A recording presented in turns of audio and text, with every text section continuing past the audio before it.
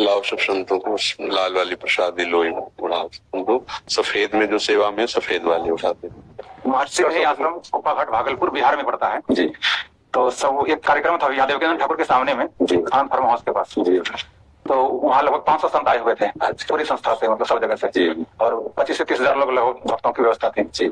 तो वहीं से सब कुछ संतों की इच्छा हुई मिलने की, तो लिया। मैं तो यही रहता हूँ वृंदावन में ही। हाँ, बड़ी कृपा जो प्रभु मोहि अनुग्रह की ना, तो तुम आई दर्श 60 दिन। हमारे प्रभु कृपा किए तो आप सब आके दर्शन। बहुत दिनों से नाम सुना था तो मन में श्रद्धा बनी की संत मत की संस्था है, स्वामी जी का दर्शन करना है। स्वामी जी हमारी संस्था में जो है मैंने अभी आपका थोड़ा सा प्रवचन सुना, इससे भी मैं आपको फॉलो करता हूँ, क्योंकि आपने शास्त्र और जो संतों के प्रति अश्रद्धा हो रही थी जी, उसको आपने पुनः लोगों में, आप संतों की चरण धूलि का प्रताप की। हाँ, आप संतों की चरण। हमारे यहाँ स्वामी जी सगुण और निर्गुण जी दोनों की मान्यता है जी। सगुण से हम भक्ति का आरंभ मानते हैं और निर्गुण अनुभूति। महाराज जी, चाहे जो भक्त हो, दोनों प्रकार की उपासना साथ साथ चलती है। जैसे हाँ, दोनों पैर से व्यक्ति चल सकता है। हाँ, जैसे हम प्रकट में ठाकुर जी का अर्चा अवतार से विग्रह विराजमान किए हैं, और अप्रकट में सबके अंतःकरण में वही तत्व निराकार रूप से विराजमान है।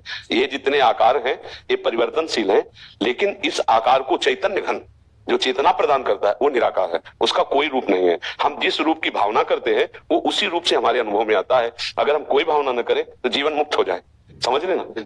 कोई चिंतन नहीं, न सत न असत, वो जीवन मुक्त महापुरुष है। सत चिंतन वो भक्त है, असत चिंतन वो संसारी है, समझ रहे। और आखिरी में जाके भक्त भी चिंतन को कर्ता भाव से त्याग देता है, स्वाभाविक उसका भगवदाकार वृत्ति रहती है, मैं का विस्मरण हो जाता है भक्त को।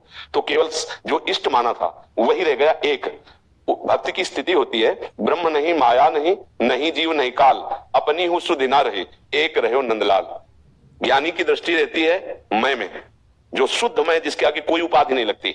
उपाधि युक्त मैं माया में है, मैं भक्त हूं, मैं संत हूं, कुछ भी उपाधि लगती है देहाध्यास। उपाधि शब्द ही माया में है, और जहां शुद्ध मैं है वो ब्रह्म है। ये जो अंतःकरण धर्म से मैं स्फुरित हो रहा है, इसी को मिटाने के लिए साधना है। और ये मिटी तो स्वरूप अपना जो था जो है वही रहेगा। उसका क्या स्वरूप है निर्वचनीय है, उसको हम जिस रूप में मानते हैं। अच्छा स्वामी जी, एक बात और आज सुना मैंने आपके प्रवचन के माध्यम से कि सगुण भक्ति के माध्यम से भगवान जल्दी प्रसन्न हो जाते हैं जी। हाँ, उसका कारण क्या है महाराज जी, कि हम लोग आकार में फंसे हैं। जैसे हम अपने गुरुदेव को माना तो सगुण भक्ति हुई ना, गुरुदेव आकार रूप में विराजमान है, उनका चरण प्रक्षालन, उनकी सेवा, उनकी आज्ञा में, तो स्थिति हमारी उसी में आएगी, सर्वव्यापक तत्व में।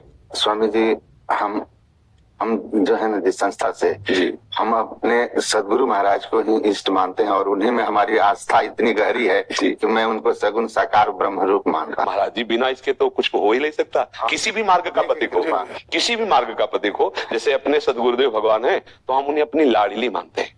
मेरी प्रिय लाडली करुणा करके अपने प्रेम का परिचय देने के लिए मेरे जैसा रूप धारण करके मेरे से संभाषण कर रहे हैं।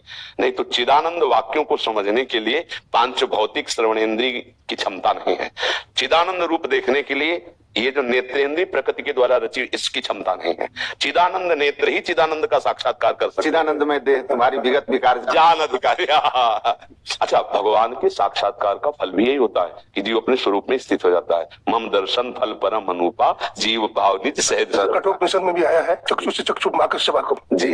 इसका प्रतिपादन करती हमारे सदगुरु महाराज के जो ये मुख्य उपदेश है जी, उनमें यही है कि आप सत्संग, ध्यान, सदाचार जी और गुरु सेवा। वो फिर कहते हैं कि इन चारों में गुरु सेवा सबसे बढ़कर है। जिनमें गुरु सेवा आ गई उनकी कृपा से ये सब आ जाए। गुरु सेवा में गुरु आज्ञा सर्वोपरि है जी। उस पर आप अटल हो जाइए, उनकी कृपा होगी, गुरु कृपा ही केवलम उनकी कृपा होगी। यह सार है सिद्धांत सबका, सदगुरु को सेवना में ही न हो कछुए ही बिना गुरु सेव कर। समाधि के संबंध में स्वामी जी क्या विचार है? समाधि किस रूप में संप्रज्ञात या असंप्रज्ञात? हाँ, यदि संकल्पित समाधि हो रही है तो विशेष महत्वपूर्ण नहीं है। अगर संकल्प रहित असंप्रज्ञात विचक्षणा समाधि, जिसमें किसी भी तरह का कोई भी सत असत चिंतन नहीं है, जिसमें ना समाधि करता है ना समाधि भंग होगी, वो चलते फिरते भी समाधिस्थ रहता है, स्वरूप में स्थित रहता है। आखिरी लक्ष्य यही है।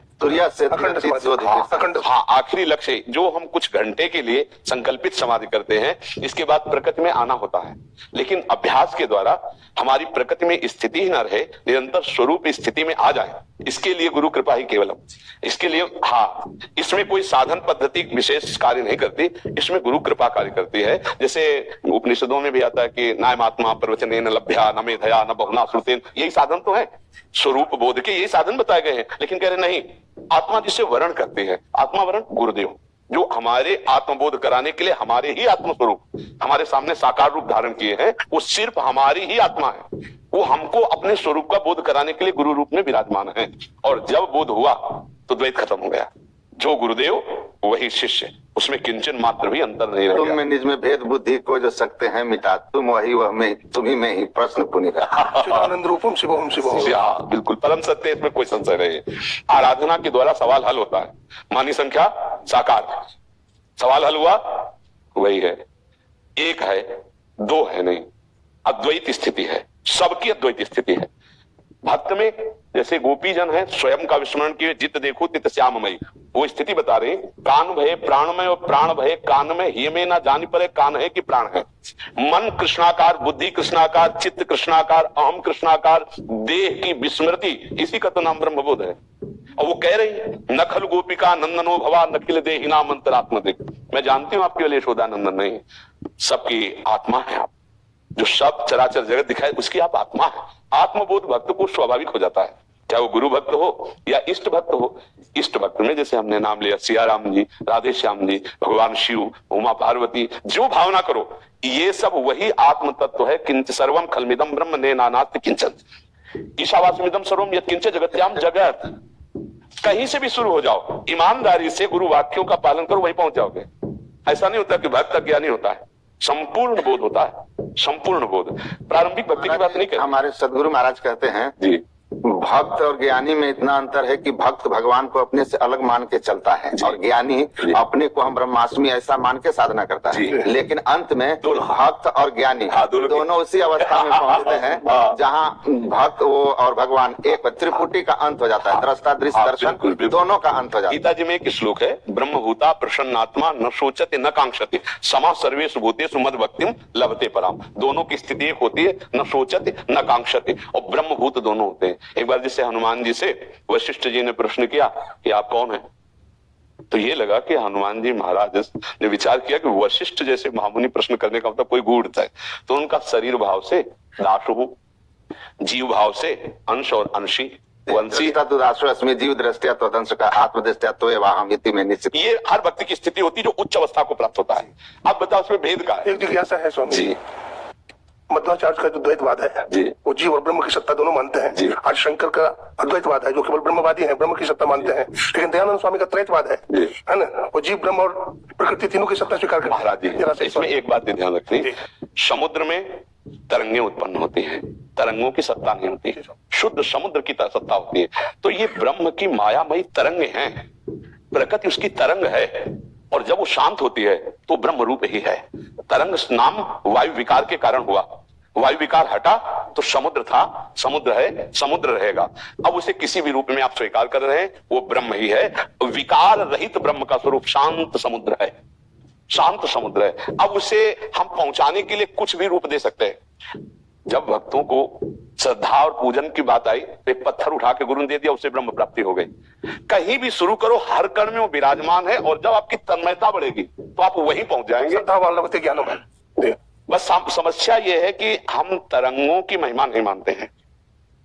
तरंगे हैं विविध, उसे प्रकृति कहें, आप उसे और नानात्व में ले जाएं, लेकिन वो तब तक माना जाएगा जब तक बोध नहीं हुआ। महाराज जी अगर वस्त्र को स्वीकार नहीं करेंगे तो धागा की यात्रा, धागा को कहाँ से प्राप्त करें? जी जी, अगर हम अभी हमारे सदगुरु महर्षि मही परमहंस जी महाराज ने कहा कि हम अभी जहाँ हैं वो स्थूल जो नाम रूपात्मक जगत है, आप नाम रूपात्मक जगत में हैं तो नाम और रूप का सहारा लेके चलना होगा। जहाँ आप जहाँ बैठे हो वहीं से आपको चलना है। बिल्कुल, बहुत इसीलिए नाम रूप के सहारा लेना है और इससे यात्रा करनी है। जैसे पानी में जो कोई पड़ते हैं तो पानी का सहारा लेते हैं, अब पानी ही उनका रास्ता होता है और उसी सहारे और रास्ते को लेकर वो पानी के पार चले जाते हैं। उसी तरह सगुण साकार नाम रूप का सहारा लेकर हम यात्रा शुरू करते हैं और फिर गुरु कृपा और उनकी युक्ति